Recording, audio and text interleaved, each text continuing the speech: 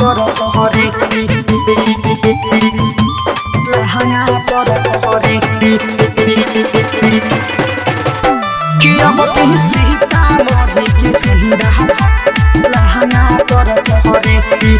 आज दिहे फेरा फारी के हो कुछ ना उखारे सुना आज दिहे फेरा फारी के हो कुछ ना उखारे सटे जावे पर चहरी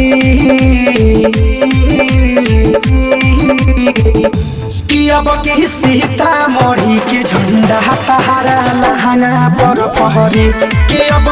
हमारा जिला के झंडा तहारा लहंगा पर पहरे लहंगा पर पहरे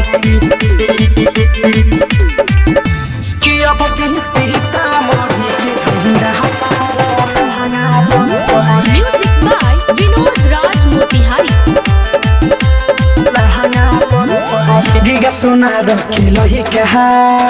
बॉडी पगटी लुटाई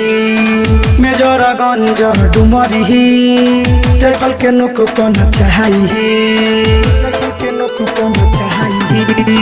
दिगा सोना रखे लही कहा बॉडी पगटी लुटाई मेजर गंज डुमरी ट्रेकल के नुक कोन चाहई कहे मुहार टपुर देहे भितरिले हुर कबो निकली ना बहरी